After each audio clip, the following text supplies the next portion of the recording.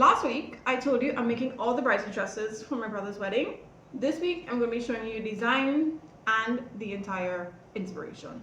The wedding's in 7 weeks. I have 6 bridesmaid dresses to complete, including mine and the maid of honor dress, plus I have my sister's dress to sew. Last week, we went through the options for dresses, thoughts on colors, and I shared fabric swatches with you all. Fabric needs to be bought, designs need to be finalized, and sketches are still rough. This is week 2 of the Bridesmaid series.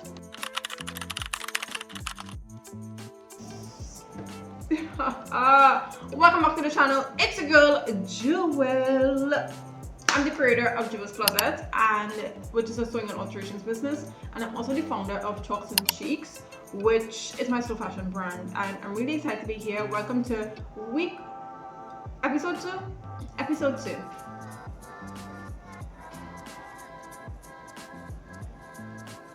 Welcome to episode 2 of the bridal series. So I've been sketching, I've been pulling a lot of swatches. I can't wait to show you them. I do want to say that we have like less than 10 minutes because of course your girl has to go to work and she loves to do things on the edge, you know. Say hi to Marvin. He's out there in the corner doing what he does best, looking snazzy. We've got our sketch pad here and we've got our tablet here to get into the nitty-gritties of what we're doing. And yeah, we're here again. This is episode 2 of the bridal series. Of course, my brother is getting married and I'm like, why don't we just film the entire process? Because why not, right? So let's get into it. I want to talk first of all, if you see me looking down, it's because all the information, all the notes are right here. I'm also coming to you in a different scenery, a different setting, because I'm trying out different lighting in my house because the place is dark. Speaking of dark, I can put on overhead lighting. Hold on. Did that make a difference? Probably not.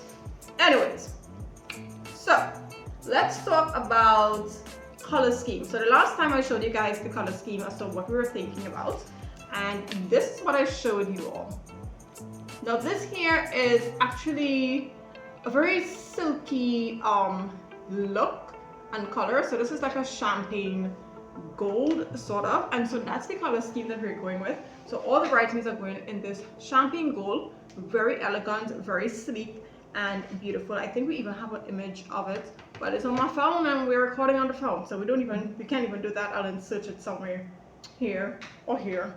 Anyways, so we're going with that. I think it fits because the color is timeless. Champagne gold. When you hear champagne gold, you think immediately wedding. I think wedding, you know. So I think it fits really beautifully with the girls as well too, with our skin color. It just meshes nicely and it looks really chic, elegant. It's fun. It's very rich, you know, very luxurious, I would say. And even the fabric that we're going to be choosing as well too, very luxurious, very flowy and everything. So I think the color choice, top notch. Also too, we are going with a sort of, I would say it's like, it's not a flowy dress. We're not doing flowy. We're doing more modern. I would say it's a more modern style, very minimal. So it's easy to sew, it's easy to wear, it's easy to move about in, very modern. And of course, my sister-in-law, she wanted us to feel really comfortable in our outfits. She wanted us to be very happy, so she did give us creative control over the dress that we would like to choose. Of course, we were all wearing the same dress, but we did have options. Like the group chat was blowing up with different options of what it is we wanted to wear. So that's another thing. Really excited about that. And we really took into consideration some practical things. Like for instance, to me, I immediately said we need comfort. We're not doing anything that we can't sit in. It makes no sense being able to go to a wedding and you can't sit. You need to sit to eat, you need to sit at the bridal party, you need to sit.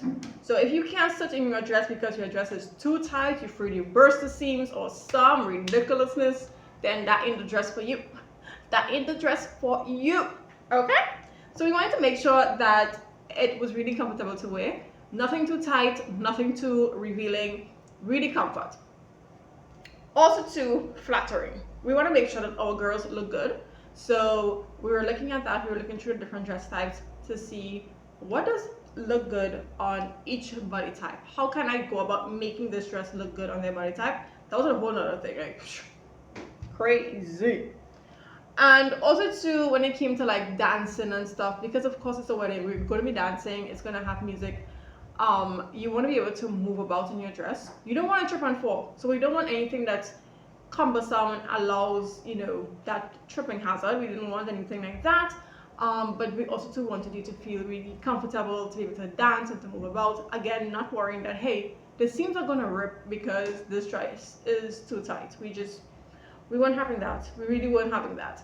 Another factor that I wanted to include in the dresses as well too was the fact that when you bend, okay, so some of us girls, we got bust, okay, bust, and we got a lot of hip and a lot of behind, a lot of derriere,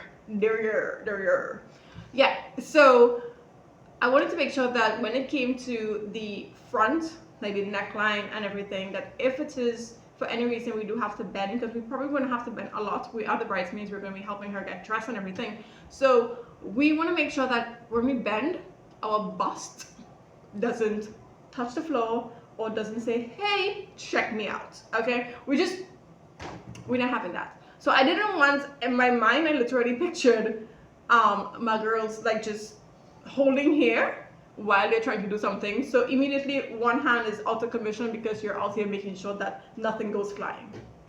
What is that? No. So we were not doing that. So I said, we need to make sure that, you know, whatever neckline that we choose, it's very comfortable for you to be able to bend over and not have to worry, oh my God, it's 9 o'clock. And not have to worry that your entire cleavage area and everything is gonna just be out there. And you know, there's gonna be like a slip or anything and you have to be worried. No, we want so much comfort and ease on this wedding day, just not having to worry about that. And that also played a part in the design process of the dress and the dress that we actually chose. So basically the first dress that we got was actually this V neckline. I don't even know if you can see that. Oh yeah, we can go up close. Is this V neckline shape that honestly a V neckline does not work with every single body type. I don't find so. I personally don't like a V neckline. I've never done a V neckline for myself. I'm not a fan of it. And it's going to be sleeveless and an A-line skirt. That was not working. That doesn't fit the body types. It just doesn't work. So we scrapped that.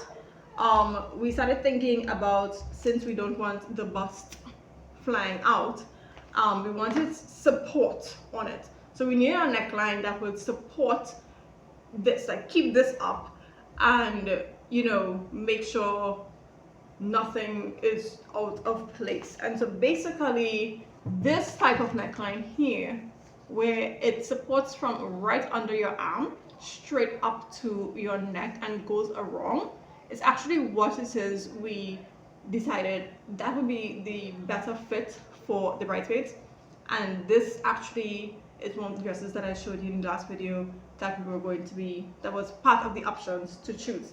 So that neckline, definitely the shoulders was going to be able to support here as well and keep this dress up and make sure that nothing be out here just going about the places. You know, we are, you know, of the, I don't know, we just thicker woman, okay? Not me though, I'm slim, but you know, whatever. The next thing too, silhouette, we wanted to make sure it's flattering and it fits you. It doesn't look like you borrowed the dress. So that was another thing that I wanted to get into the design. Again, if you look at the design, you can see it fits the person. And it is like more like a straight dress. There is room. We do have a slit and we have a slight train to the side. So slight train to the side there, preventing anyone from falling. You should not be able to fall in this dress. It should be slip proof, fall proof. That's fall proof right there. So that was another factor that I looked at when it came to making this dress. There's no pockets or anything in this dress because it's already like slim. So we're not putting pockets. It would have been cool to have pockets there. Pockets in the dress is just fabulous.